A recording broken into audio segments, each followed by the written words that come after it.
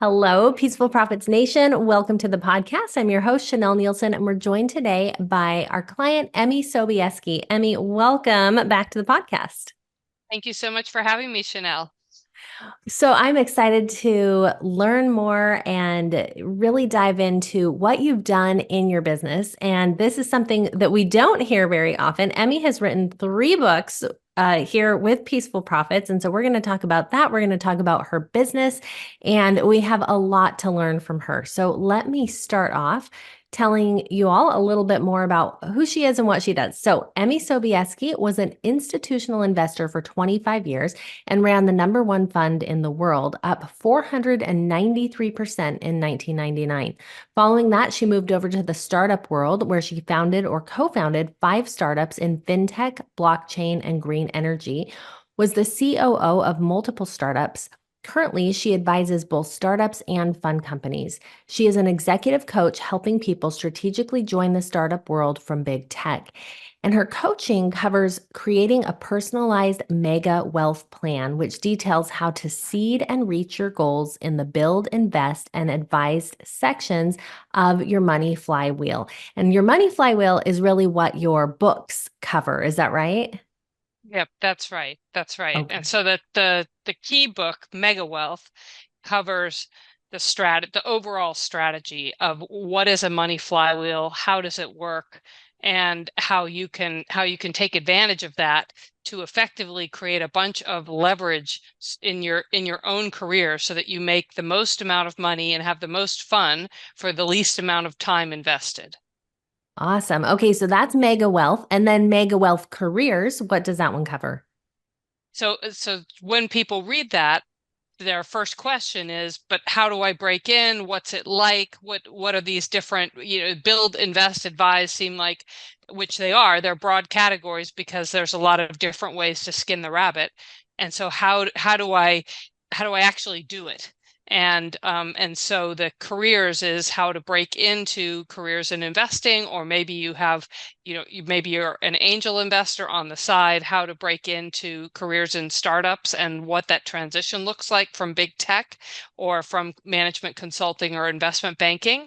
Um, and then the same thing with advise, how to become a board of directors, how you break into that, how to break into board of advisors. So it's kind of the more of the nitty gritty if you want to dive into, well, what do I do with my career specifically to make this happen, to make that money flywheel happen?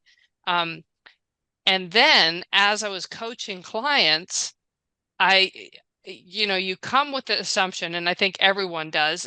I came up in a career of investing. So I've been an institutional investor, investing billions of dollars for other people for 30 years. So I just say to my clients, you should really think about your career. That's the biggest investment you're ever going to make because you can never get your time back. So think of your career as an investment. It's an investment of your time. Think about any company you join to build, any company you join to advise, where do you think that equity is going? And only join the ones where you really think the equity is going to go up a lot and you're going to make a lot of money. And that seems obvious to me, but their first question is, but how do I figure out which one's going to go up? Yeah. How do I figure out which are the good businesses? Like, how do I do that? And so mega wealth investing, there's tens of thousands of investing books out there. What mega wealth investing does is it says, here's how to become a top investing mind from one of the top investing minds. I teach you everything I know. And here's how to apply that to your career and to your advise roles and to private markets. So here's how to apply your investing mind that you build into the money flywheel. Okay, awesome. I love how these 3 books work together and really answer the next step, the next question that people have. So tell us, before we dive more into your books, tell us a little bit more about your business and your coaching and kind of how you work with clients currently. So currently, clients come in and they typically read 1 to 3 of the books. The books read really quickly, and it's a great way to have an understanding. So they about what we're going to work with, and honestly save us both time. And so they typically come in already having read at least one of the books. And we work together to create a mega wealth plan, which is a 20-year plan, which is one of my clients said it's a lot longer than most coaches. But Yeah. if you don't know where you're going, then we don't know what road to put you on. And so some of my clients have huge political aspirations. I need to know that in order to navigate this money flywheel. There's many, many ways to build a money flywheel. And so we build out a 20-year plan with really having an idea of where you want to go, what your core values are, what your skills are, like what do you bring to the table? What do you need to add to make that happen? And then we have quarterly plans to all the way up to then we have a 1-year plan that goes 1 year out, a 5-year plan, a 10-year plan, a 20-year plan. And so the details are more specific at the beginning. And so we work together to create that. And so it includes 4 hours of coaching. The first hour is onboarding, understanding what the client wants. Then the second hour, then we work asynchronously to create this very lengthy plan together on Google Docs. And often, and I have a funny story, a funny side story to tell. A friend of mine has this charity where they're taking people out of jail, or sometimes they get to go to this program instead of jail, and they're reducing recidivism by teaching them basic values. And so he had me come in and speak to the group one of these days. And so these are people that are in for anything from grand theft to murder, and they're 15 to 16, 17 years old, maybe, but really 15, 16 years old. And I came in and I told this story about how anybody could get into investing because at one point I lost all my money. All I had was a horse. I sold the horse for $30,000 and, put together a little bit of money and kind of made another go of it and did really well. And so the point was, you don't have to be rich to do this. You could almost lose all your money like I did, and you can pick yourself up and go. That was my point.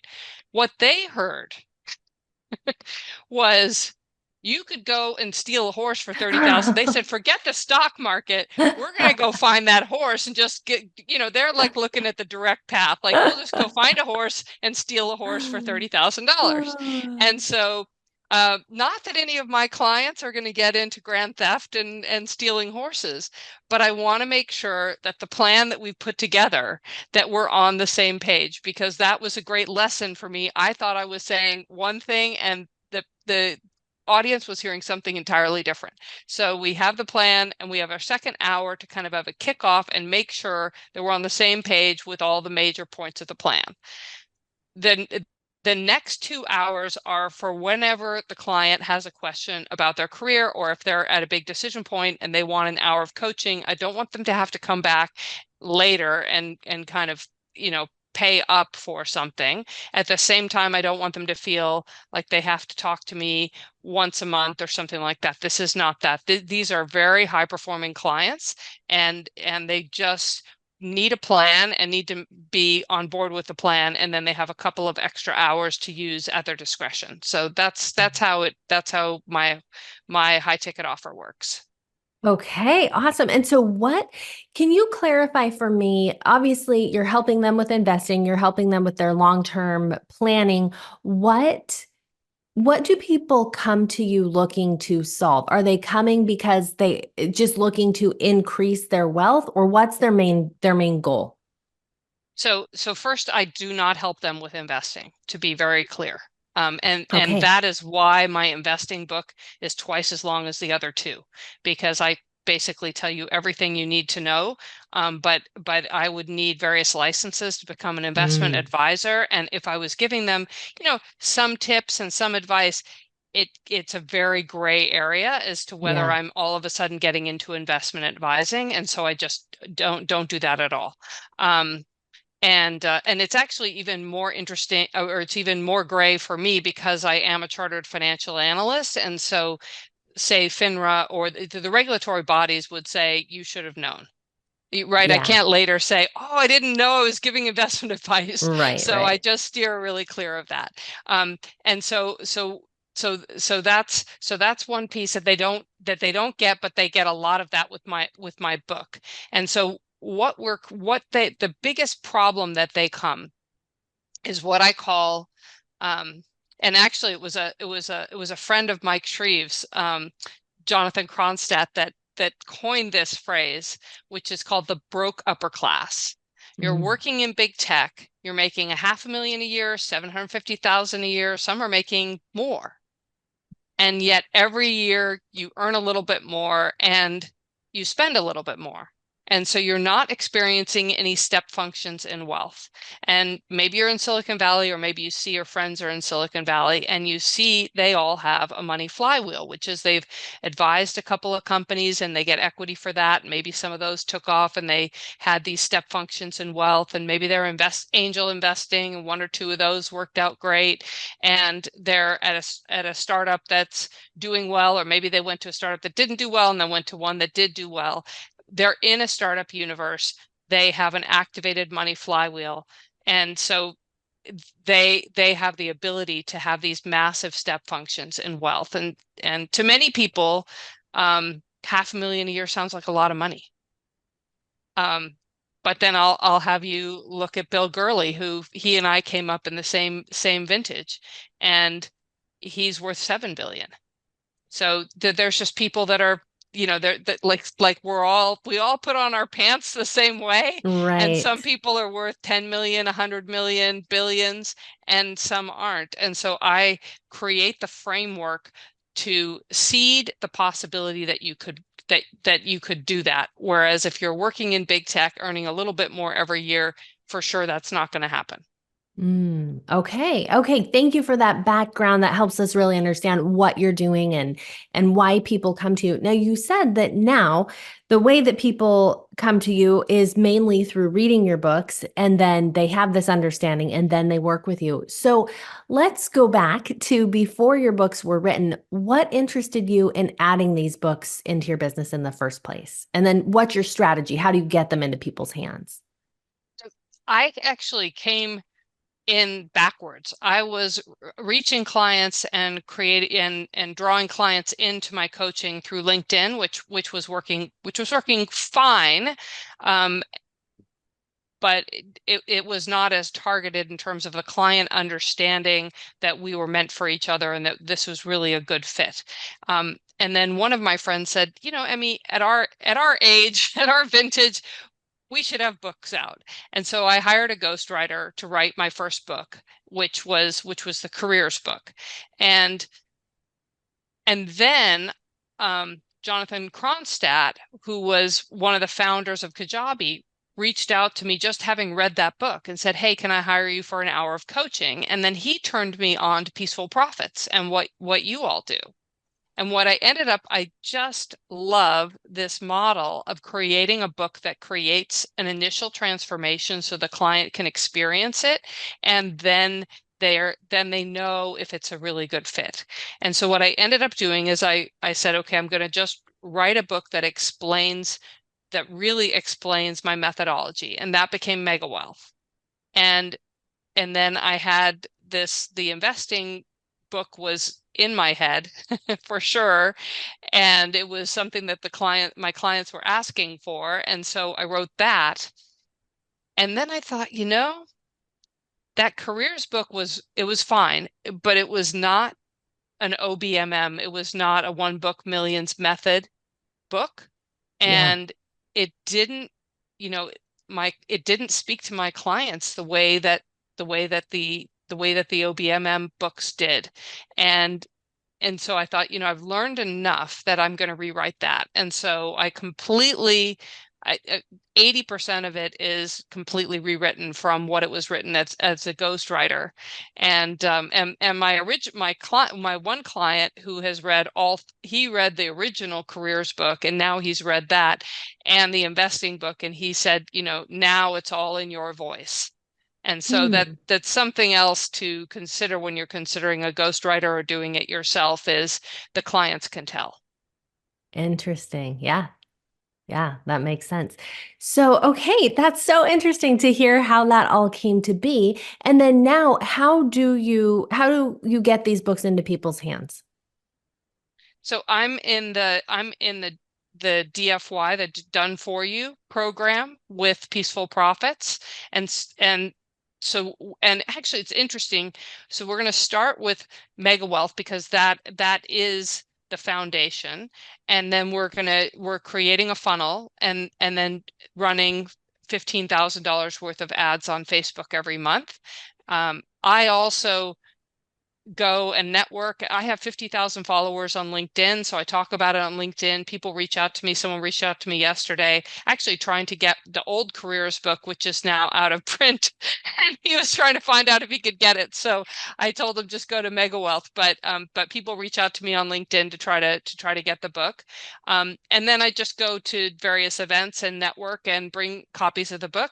And also I live in a fairly nice neighborhood with people that are involved in tech, et cetera. And so I leave copies of my book at the gym. There's all kind at the chiropractor, Yeah. wherever people that it doesn't necessarily that someone at the gym is in big tech, but they may know someone or like the editor at Peaceful Profits, Meredith, both of her sons, she said she's going to have them read Mega Wealth Careers because she said it's exactly for them. And so people will self-identify if I just kind of put the book out there. So that's all the ways that people find my books. So just general networking, but the main thing will be to have this funnel. Yeah. Um, Okay. I love that multi-dimensional approach where it's not just like I'm running ads and that's it. You've got an organic strategy in there with the LinkedIn and also a very just like a lifestyle, grassroots kind of, hey, I'm going to the gym, so I'll bring a book and leave it there or the chiropractor or wherever. And I think that's refreshing to hear because sometimes I think that it's easy to think, okay, well, if I don't have 15,000 a month in my business yet to run ads to, can this really make a difference? And I love that you are still seeing possibility and that it matters just getting it into people's hands. So I think that's really cool.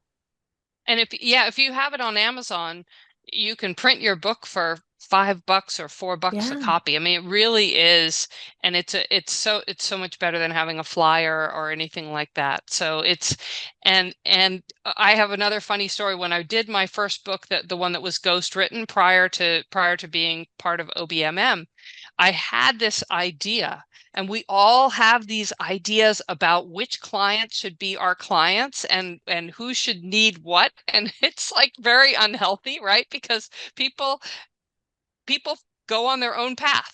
We can't, I mean, now that I've worked with enough people in big tech, I understand there's a need. I understand what I'm doing, but I understand that because I've been listening to a lot of client feedback, not because I just decided, you know, Right. everybody has to change their life.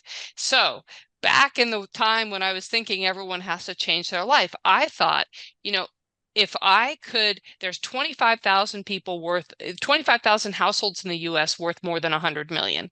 And in 3 generations, 90% of them will be out of money. And therefore, another 23,000 new households will be worth 100 million, right? There's a big turnover in terms of ultra wealthy that we really don't think about. Hmm. And so one of the ways to really make sure that you become super wealthy is to start early and start compounding on those gains, get into the right careers. And so I sent 6 copies of my book, my first book, to 40 of the top high schools in the United States, 40 of the top business oriented colleges, and the top 40 Mm. MBA programs. And because I figured, like, if these quote unquote kids, but young people, 14, 15 in high school or whatever, could get access to these books and then know early what they wanted to do, imagine then they could get the chance to really start compounding and getting in this early. And it's not that you need to be so early. But that was basically the idea. I got zero response. Zero response. And all of the people that reached out to me on LinkedIn, on Twitter, having read my book, were 35 years old and they had a pain point, 35, 37, something like that, and that 40 maybe, but they had a pain point. They were part of this broke upper class. They were stuck. They had been, I call it the three B's: breaking in, building equity, and breaking out. And I did this. I stayed in the breaking in phase of my career for far too long, and I didn't build equity soon enough. And so they were all in this Mm. situation of pain that they wanted to get out of, that they knew that they had been breaking in for too long. They were getting too comfortable, and they were not building equity and setting themselves up for big step functions in wealth. And so that's when I said, okay, that's what I'm going to focus on, because those are the people that are reaching out to me. And so then those are the people I wrote the next two books for. And then when I rewrote Careers, I rewrote it for those people. I changed the voice. It was no longer speaking to people in college and high school. It was speaking to people in big tech. And so that's just the biggest tip I can give anyone is try to, social media will tell you some things, but keep trying to hear feedback, and feedback from actual paying clients is far more valuable than feedback from friends or people that aren't paying, because people will say one thing, but money Yeah. talks. Definitely. And that's so crucial because I feel like people often come to us wanting to write a book before they've really tested their program. And we always say, okay, well, we got to go back to the offer. We need to start with the offer where people say, oh, just let me write a book. I just am ready. I want to write this book. And to your point, I love this so much because you can easily you think you know a lot of things about who you can serve, and then through serving them you learn who that person actually is, and so then your book becomes much more targeted, much more powerful, much more able to help people.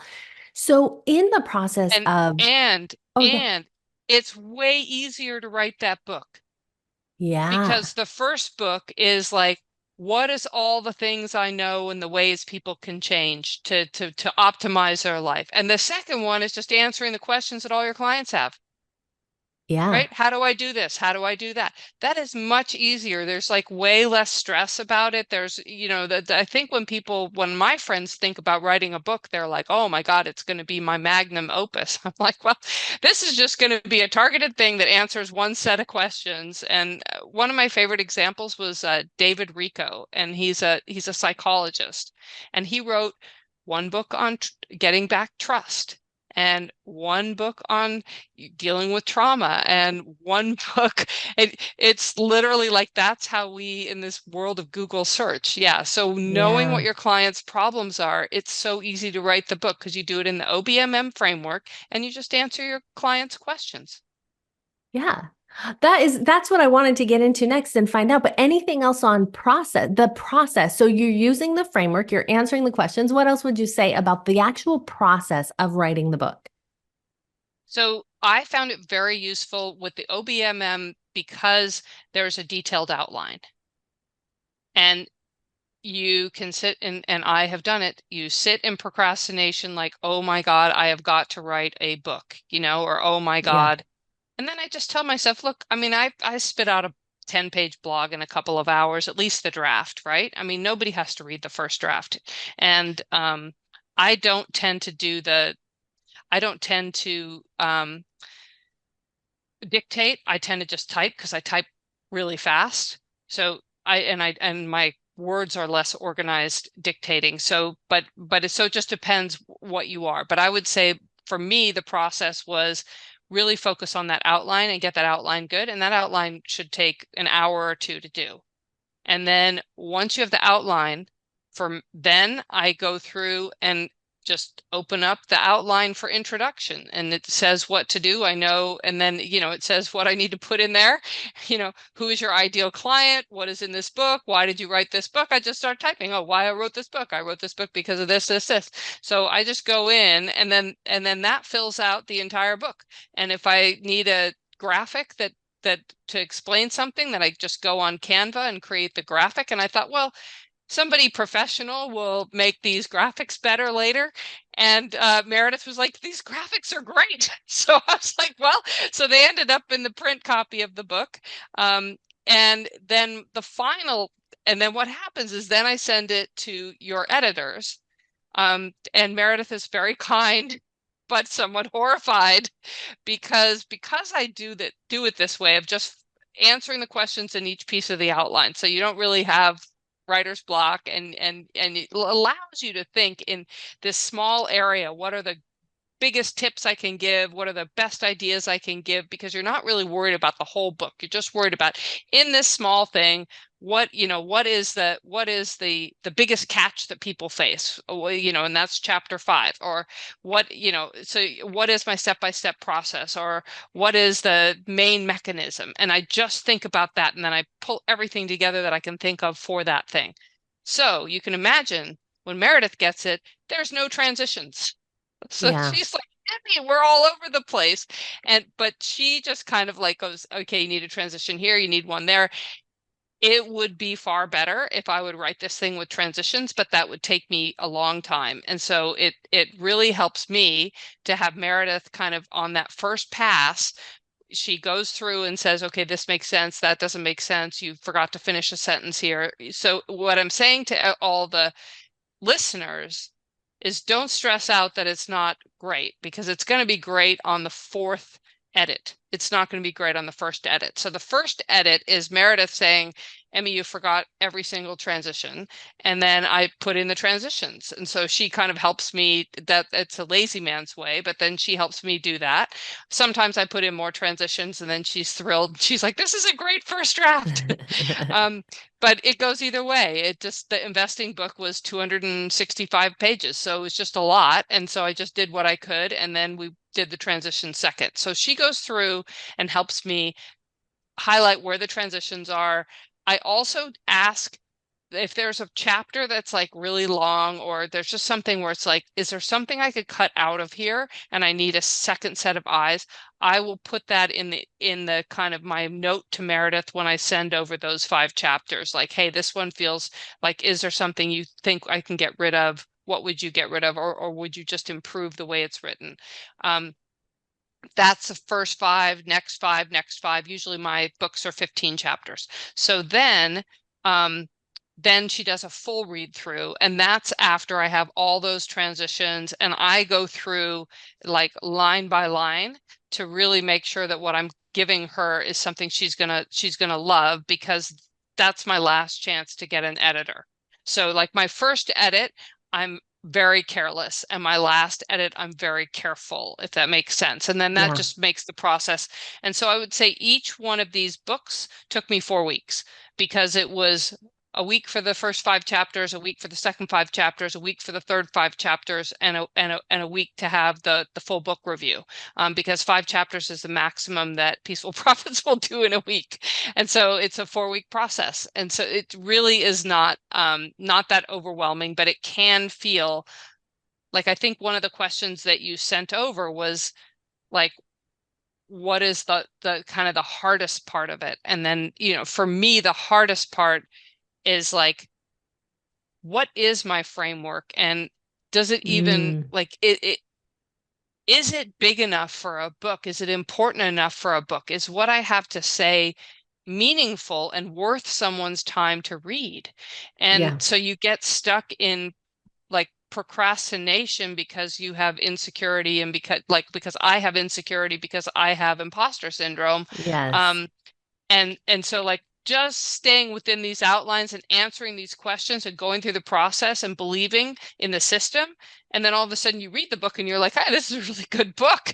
I'm glad it's out there. So so I think I never really came up with that answer, but that question slowed me down. um but it really does. Writing the book in this process really surprised me how much it helps my coaching. Yeah.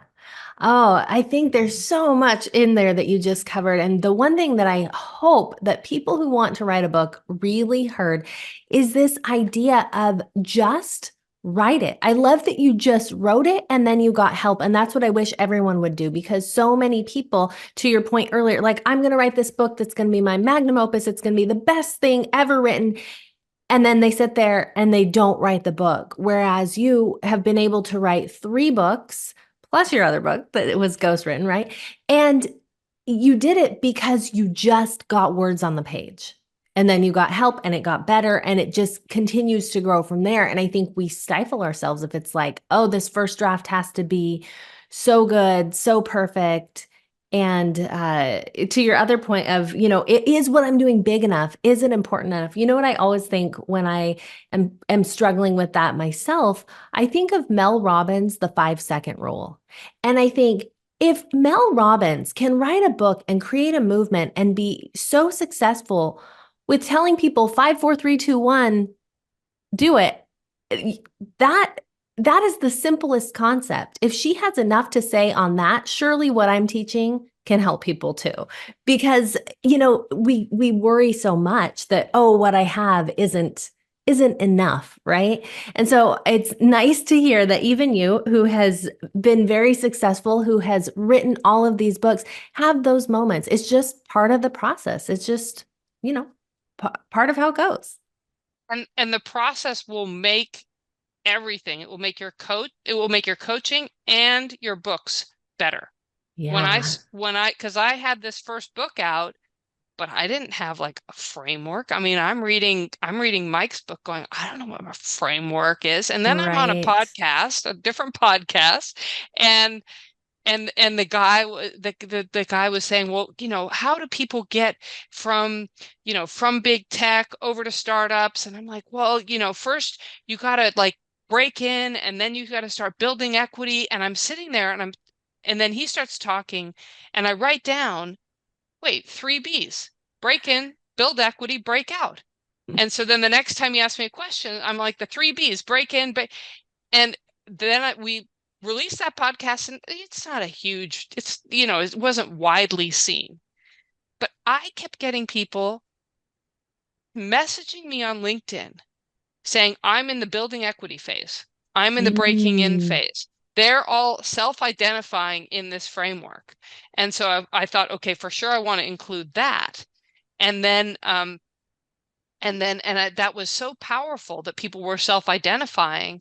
And so then I started thinking about, what am I going to say is the main mechanism? And that's when I came up with the money flywheel. But I came up with the money flywheel because I was sitting with Mike's outline, and chapter 6 is the main mechanism.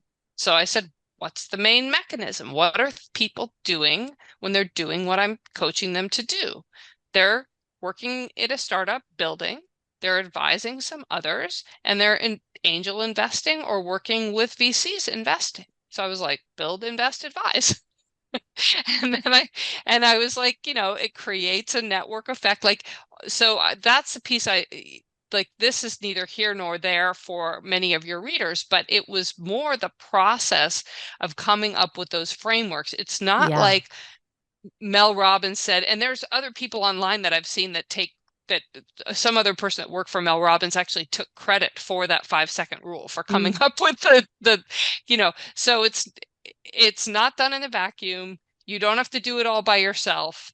And at the same time, just sitting down, like this process of sitting down and writing will give you these frameworks that yeah. will pay dividends for years and years, because your clients will say it back to you all the time. And my clients say both the 3 B's and the build, invest, advise. They say it back to me all the time. They're like, well, my build, my advise. And so they're thinking about that. And then if they're thinking about it all the time, they're executing on it. And so it becomes real. It really helps them. Yeah. Definitely, definitely. And I love that how it improves, just grows your coaching, grows your book, makes it all better. Now, you mentioned earlier that when clients come to you having read your books, you said it saves us time. Can you elaborate a little bit more on the results that you've seen from having these books out in the world? So yes. So the biggest thing that it saves is my coaching is expensive. That's just the way it is, right? My time is limited and my coaching is expensive. And so I want to be spending the time on that client's future plan and making sure that we're going where we're going. I don't want to, and I'm happy to explain whatever they want explained, But if they could have already read the books and know, okay, build, invest, advise, and these are how to break into these industries, and here's how to network, and here are all the different resources I can go for, and here's all this. Now we're talking about, hey, Emmy, given my background and given my interests, I think I want to break into AI. My thought is that I don't want to be at the compute level or the hardware level. I'd like to be at the application level. And I'd like to take advantage of the companies that are riding on the wave of what OpenAI is developing, not getting blown over by them. What do you think of that strategy? And then I'll say, oh, I think that strategy makes a lot of sense. What are some of the companies that you've started to look at, or what are some of the directions? What are you thinking? Or, have you thought about the fact that even though you have a background in engineering, that you've got a lot of skills and talents in sales, and then they know, yes, I need a sales background to get a sales background is going to really help me get a CEO spot later. And so then they say, yes, maybe I will go for maybe more of a sales engineering role, or maybe some role that has a sales component to build that skill as I'm moving over into startups. So it's each of those small moments Mm. where I don't have to explain why sales is a good thing. I don't have to explain all these little things that I've already explained in my book. And so we're really doing the coaching and on a very high level. And then the client is getting the most for their time and the most for their money, which is the whole point of everything that I try to teach, which is leverage so that you get the most money for the time you invest in everything you do. Yeah. I can see how that would make such a huge difference because they're coming in pre-educated. You're having a much more elevated conversation than you would if they were coming in without all of that background into what you do, your frameworks, all of those things. So one of the other pieces is in sales, because when they've read my book, they know that we're a fit already. Yeah. They know Yeah. what I'm about, they know what I'm not about. In my book, I say if you would like a balanced life with, like, you know, to work a maximum of 40 hours a week and have a stable job, this book is not for you, and please hand it to one of your friends that you think is a little bit crazy. So I want people to opt out as much as I want them to opt in. Yes. And the book allows you to do that instead of having kind of blind sales calls. And what Mike pointed out to me is, he said, one book helps you amazingly in sales. Three books nearly eliminates the sales process. If someone has access to your three books at $5 or $10 a book and they've devoured them, then they're really speaking to you because they want your personalized help. So he's basically saying, like, once you get to three books, you nearly eliminated the sales process. Yeah. And you've found that to be true in your own business? Yes, but we're just releasing the second. So I've had two books out. The third book is just coming out, and then the first book is a rewrite. So it's too early to tell, except that the clients that I currently have, at the moment that my books are released, they go and read the next one.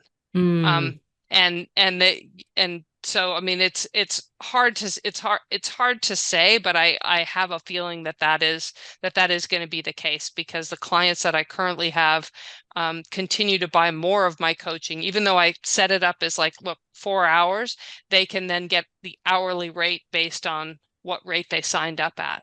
Yeah. If they want more hours, and they're signing up for more hours, and they're just they one of my clients, actually, I give him the Google Docs.